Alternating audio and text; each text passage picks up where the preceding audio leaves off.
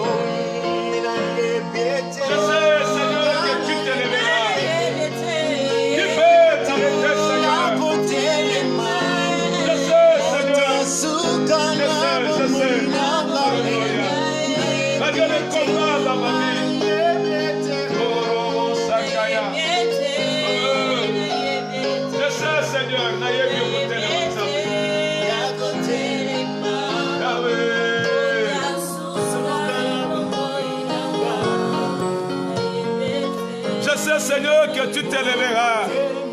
Même si quand tout semble être compliqué. Oh, le temps est arrivé. Zambazo kotali kabonayo.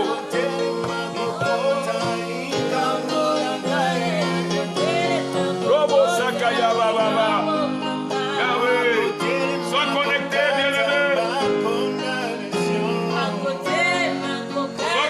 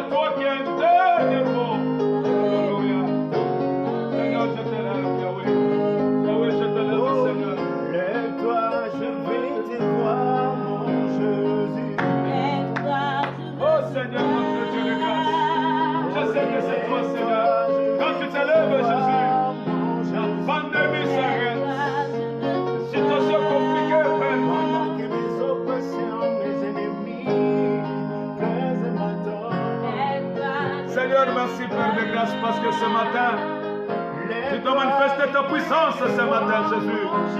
Oh, bien-aimés, sois connectés à notre chaîne Colon TV. Abonnez-vous massivement. Nous t'attendons, toi aussi, sois connecté parce que ce matin, on est dans la présence du Seigneur. Alléluia.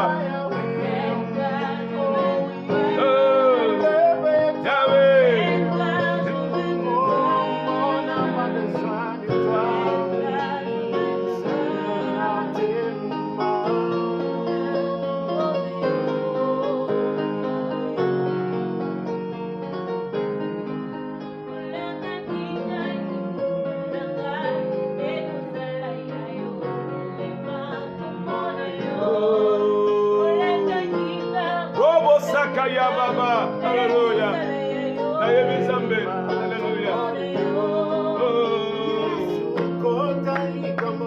Eya Masakaya Baba, Yotiro Sakaya Baba, Yenderebe Sakaya Baba, Yokoyo Sakaya Baba, Yenderebe Sakaya Baba, Yenderebe Sakaya Baba, Orobo Sakaya Baba, Yahweh, Alléluia.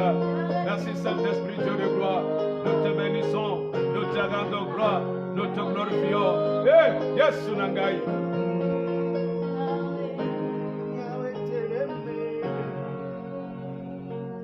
Voilà, alléluia. Nous acclamons très fort pour la gloire de notre Dieu. Merci pour la présence du Seigneur. Merci. J'aime ce moment merveilleux. Que le Seigneur vous bénisse. Ce matin, je bénis tous ceux qui sont déjà connectés sur notre chaîne Colon TV. Que Dieu vous bénisse. Que Dieu bénisse les hommes de Dieu. Merci pour tous vos messages d'encouragement. Ça nous touche beaucoup. Ça nous fortifie aussi. Je bénis encore l'homme de Dieu qui nous a fortifiés dans vos messages.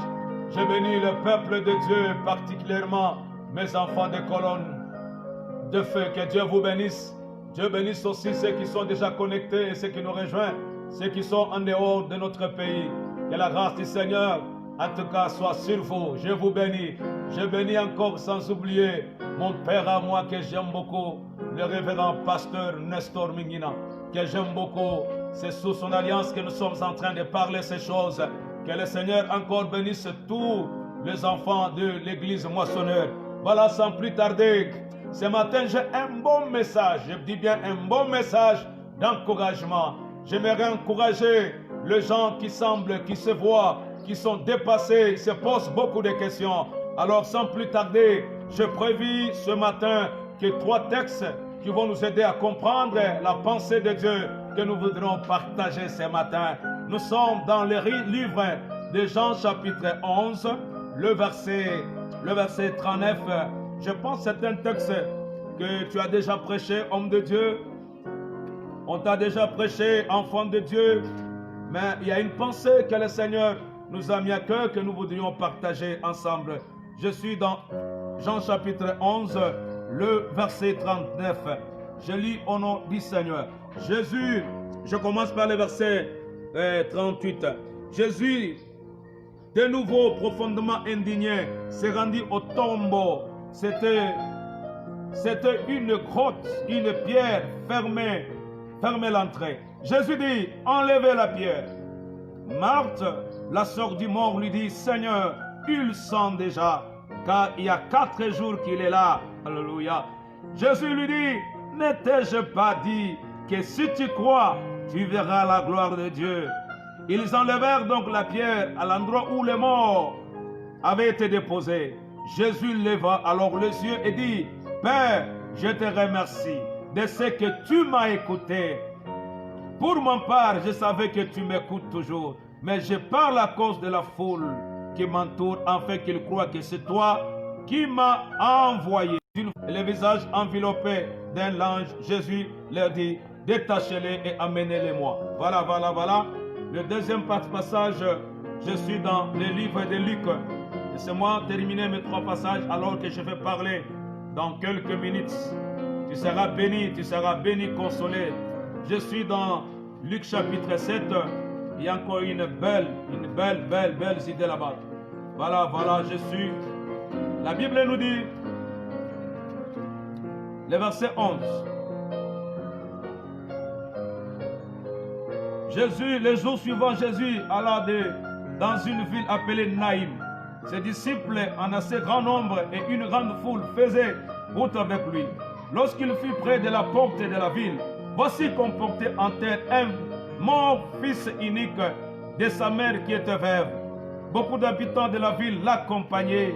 En voyant la femme, le Seigneur fut rempli de compassion pour elle et lui dit, ne pleure pas.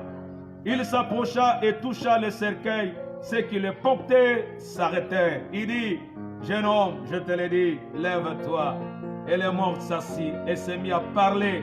Jésus le rendit à sa mère. Voilà. Je termine avec Job. Job chapitre 19. Je sens qu'il y a beaucoup de gens qui seront visités. Je sens le Saint-Esprit à l'œuvre ce matin. Voilà, la Bible nous dit dans Job 19, le verset 25. Pour mon part, je sais que celui qui me rachète est vivant et qu'il s'élèvera le dernier sur la terre. Bien-aimés dans le Seigneur, nous venions de passer une semaine où nous avions parlé quels sont les secrets pour surmonter un moment difficile. Alors aujourd'hui, je viens de clôturer cette semaine avec cet enseignement, ce message très fort pour moi. Je sais que tu seras consolé parce que cette nourriture, elle vient fraîchement du ciel. C'est pour un peuple, c'est pour un pays, c'est pour un homme de Dieu, un enfant de Dieu qui se retrouve quelque part. Alors j'ai intitulé le message de ce matin, il n'a pas dit encore, il n'a pas encore dit un dernier mot. Il c'est qui? Et qui n'a pas dit encore un dernier mot?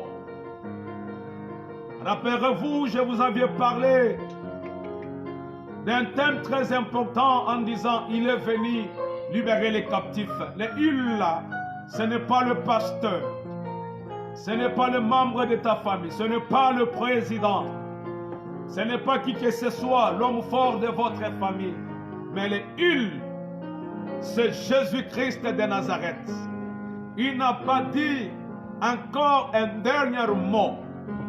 C'est-à-dire, il y a des gens qui ont parlé avant lui. Il y a les gens qui ont déclaré dans votre vie, dans votre ministère, avant vous. Il y a des gens qui ont parlé, ils ont déclaré. Et pendant qu'ils disaient, ils les attendaient qu'ils terminent leur phrase.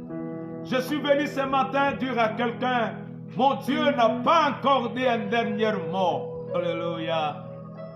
Voilà, nous venons de lire quelque chose qui s'est passé dans une ville, dans la famille de quelqu'un que nous connaissons très bien, la famille de Marthe, Marie et Lazare. Lazare était déjà enterré.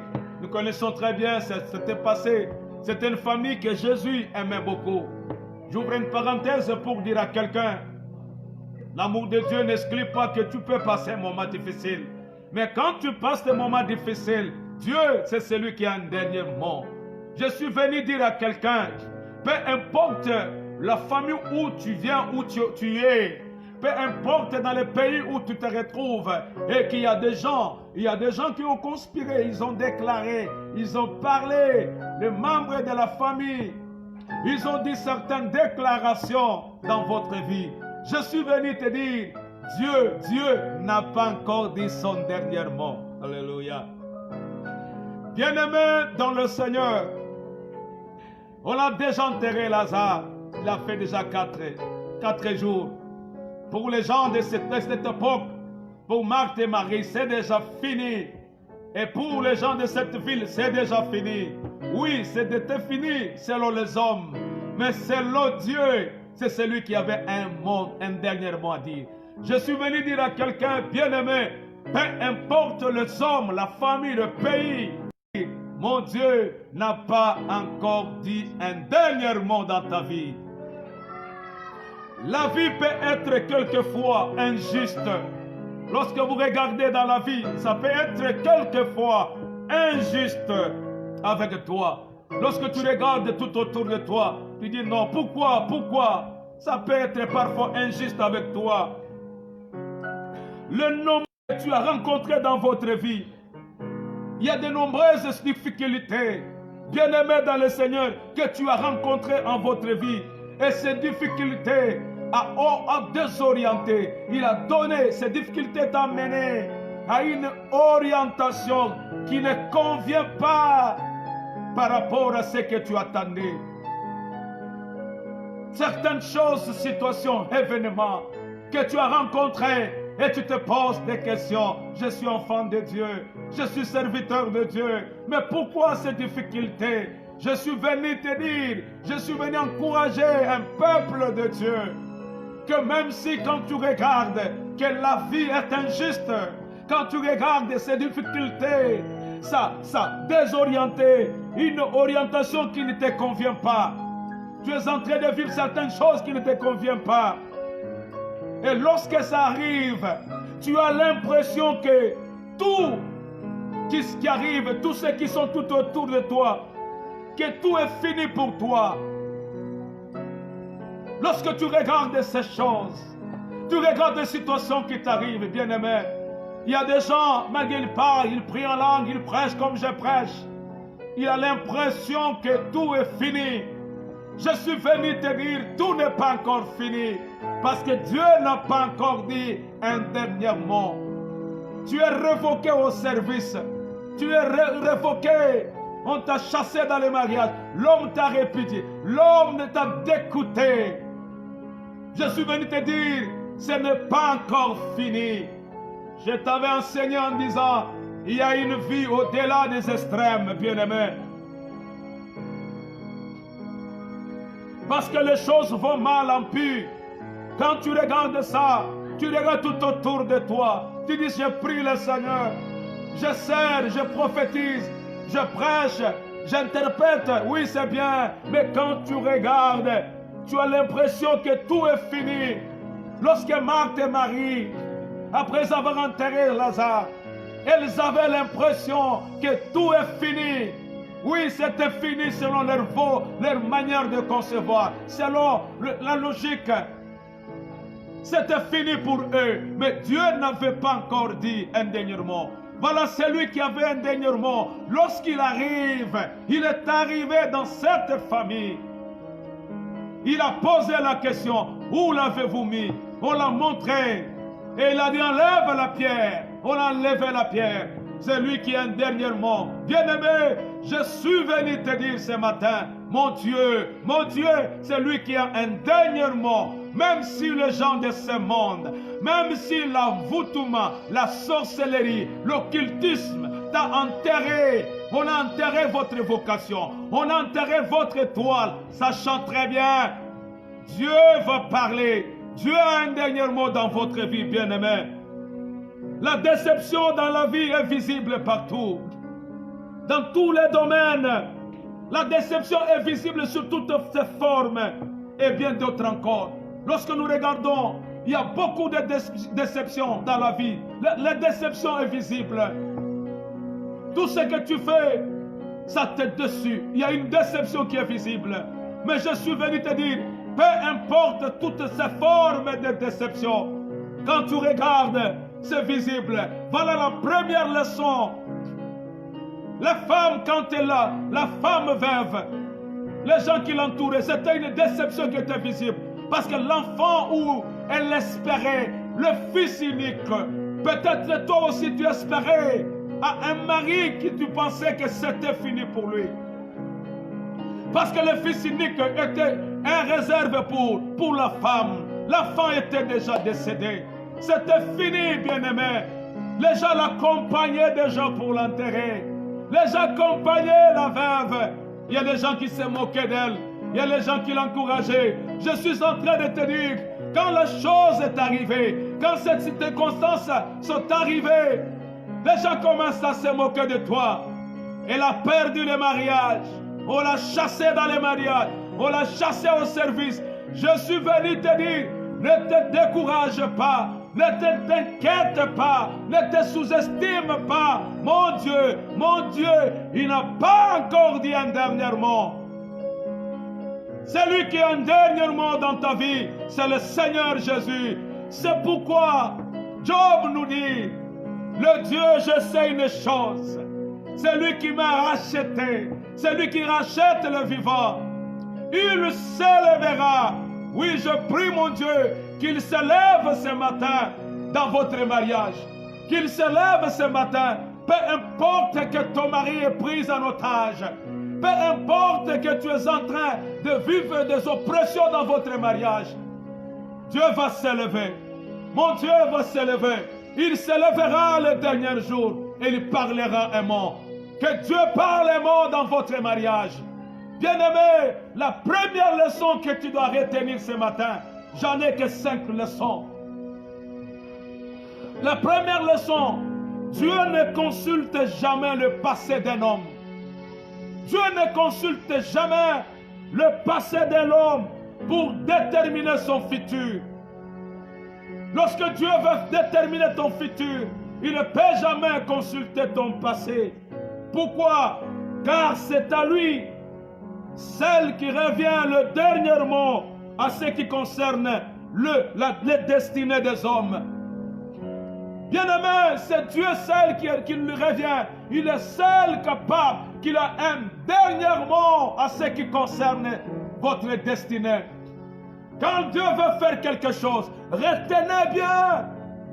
La première leçon, elle est très importante dans ce contexte.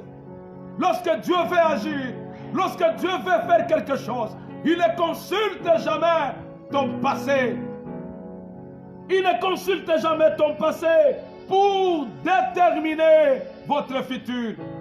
Lorsque Jésus est arrivé dans la vie de cette femme, dans la vie de ce monsieur, un garçon unique, il ne parlait pas, il n'a même pas posé la question. Qu'est-ce qui lui est arrivé? Qu'est-ce qu'il a fait? Pourquoi cet enfant?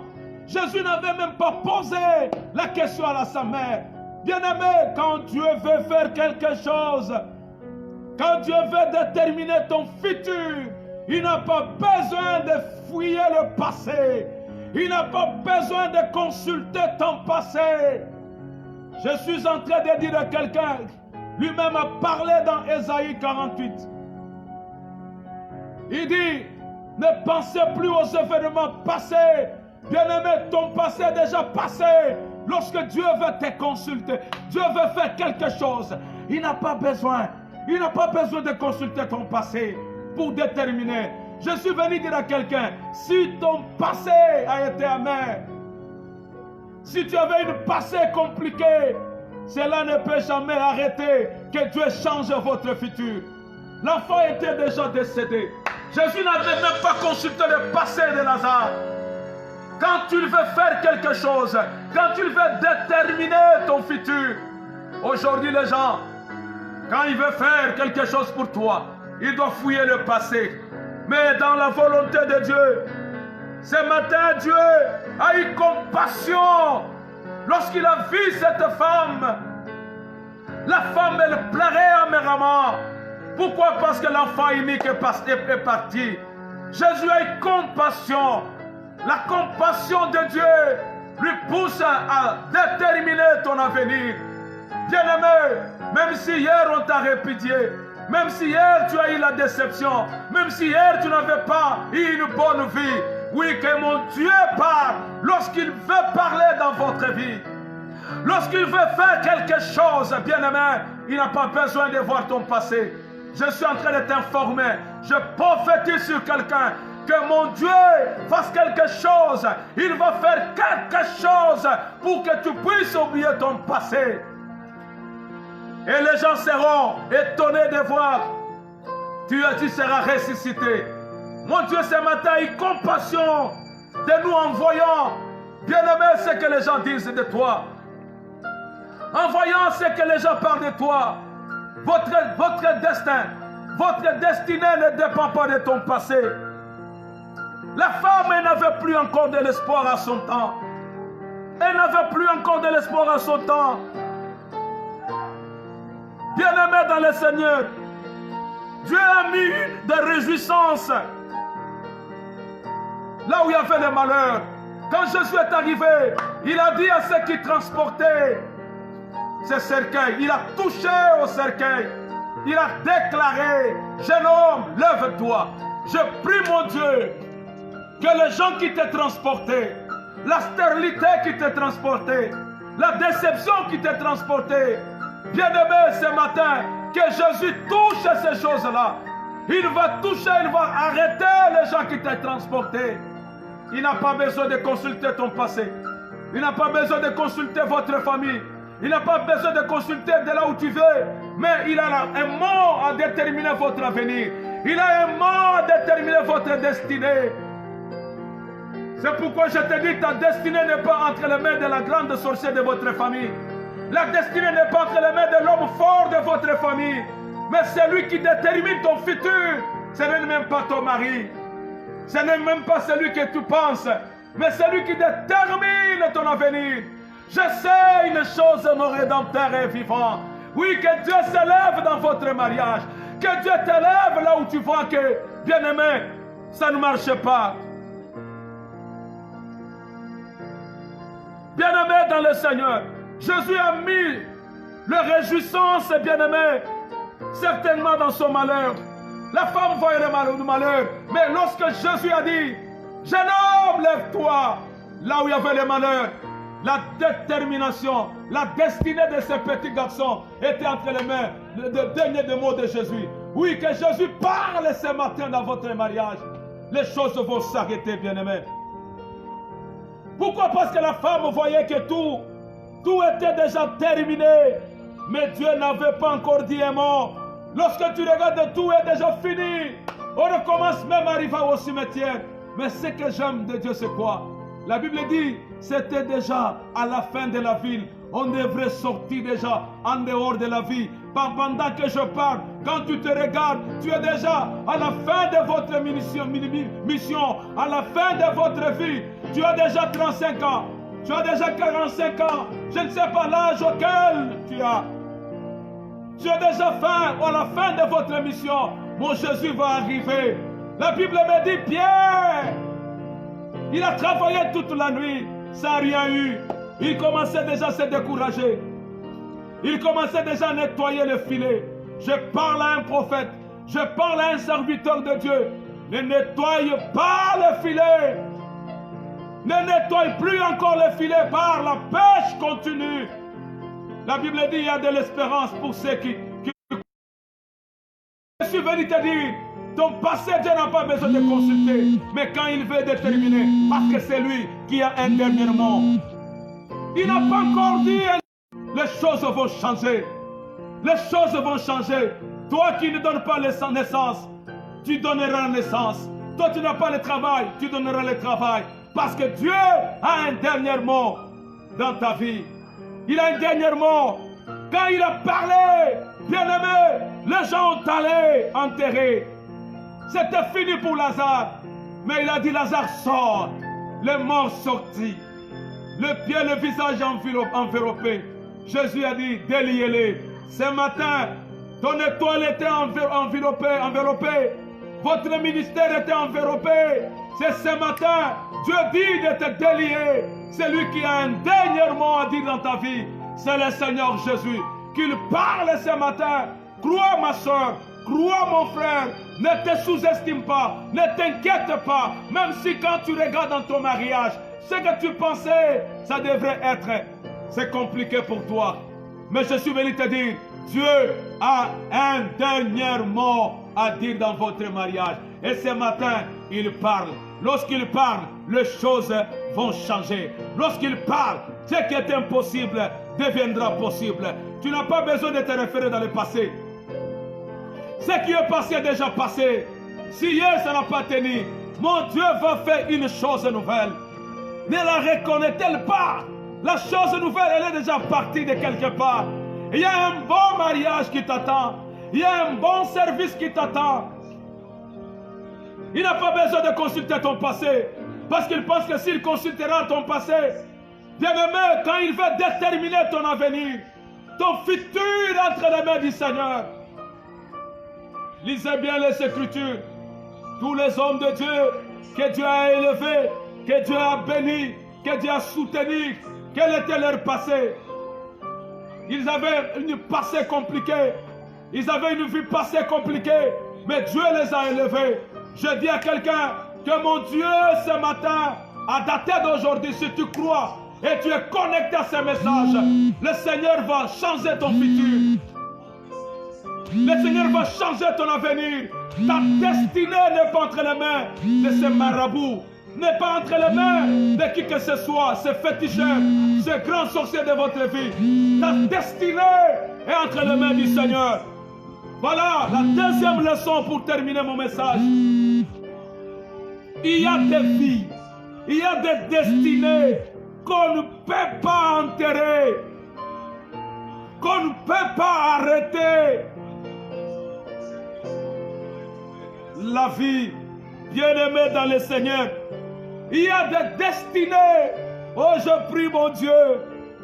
Il y a des gens qu'on ne peut pas enterrer vivants. Alléluia.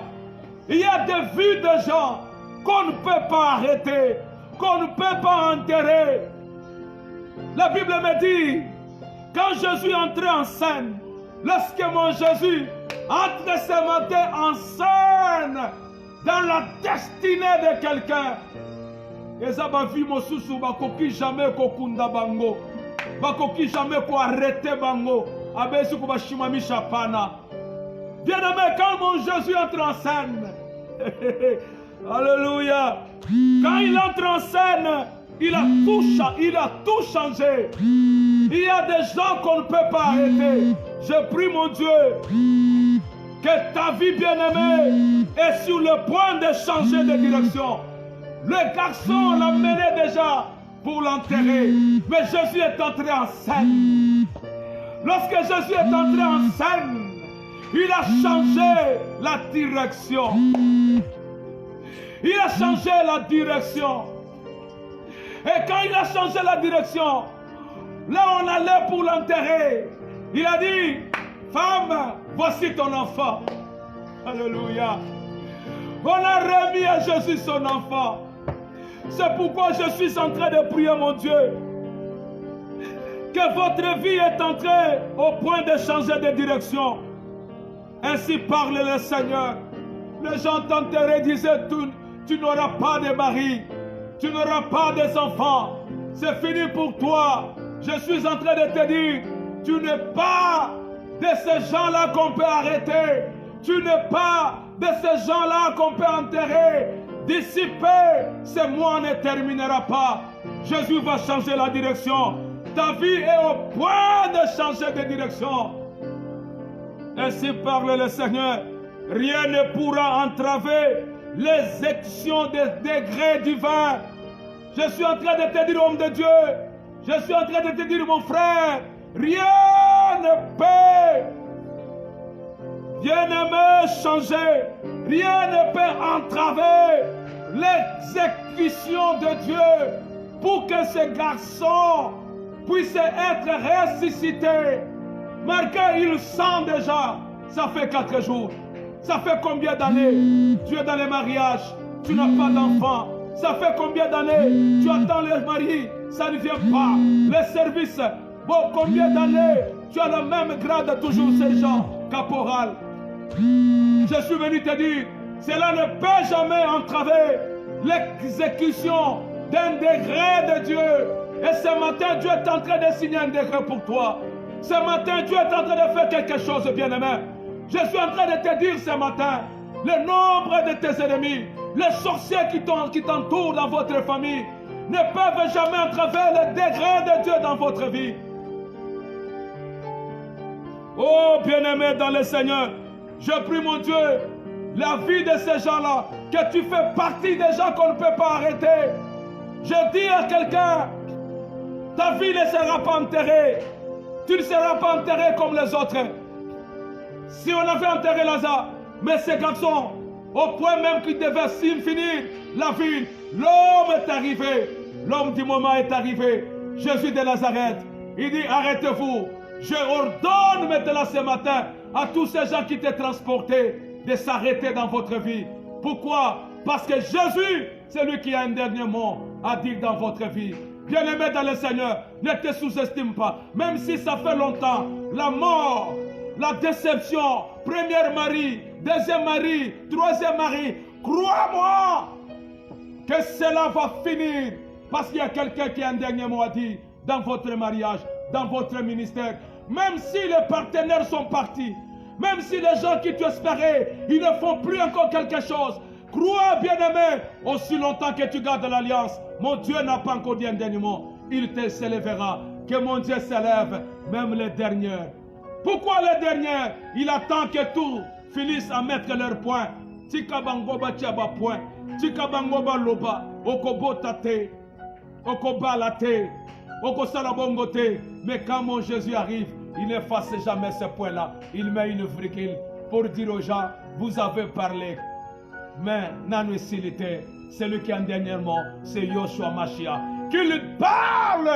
Quand la Bible dit, au commencement, Dieu avait parlé. Lorsqu'il a parlé, la terre a eu la forme. Que Dieu te donne la forme ce matin. Que Dieu te donne la forme, ma soeur, mon frère. Tu n'as pas étudié pour rien. Le combat ne peut jamais entraver l'exécution des degrés de Dieu. Dieu a un plan merveilleux pour toi. Qu'il t'accorde la grâce, qu'il te fasse grâce ce matin, qu'il parle et que les choses vont changer. Ainsi parle le Seigneur. Ta vie, croyez-moi, si tu crois cette prophétie, les choses vont changer. Ainsi parle le Seigneur. Ta vie est au point de changer de direction. Tu allais déjà vers la tombe. Tu allais vers le licenciement. Tu allais vers déjà la stérilité. Que Dieu change la direction. Tu n'arriveras pas au cimetière. Tu n'arriveras pas de là où les gens passent. La marche va s'arrêter. Tu retourneras encore en vie. Que Dieu vous bénisse encore ce matin. Gardez ces deux leçons. Le mardi, je vais ajouter encore les autres deux leçons.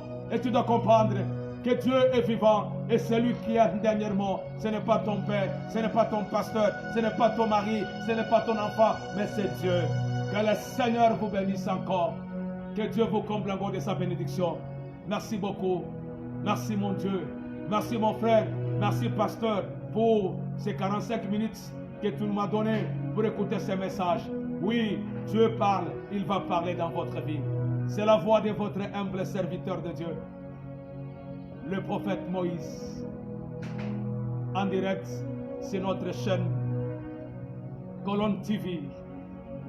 Nous vous invitons à vous abonner nombreux sur cette chaîne pour chaque fois recevoir nos émissions, la parole vivante qui peut changer votre vie. Il y a un numéro qui est affiché là-bas. À tout moment, nous sommes disponibles pour t'aider à vivre ce Dieu, la manifestation de la puissance de Dieu. Que Dieu vous bénisse.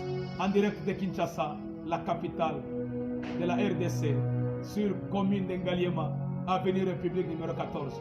On est là à tout moment. Rendez-vous mardi à 17h. Que Dieu vous bénisse. Bye.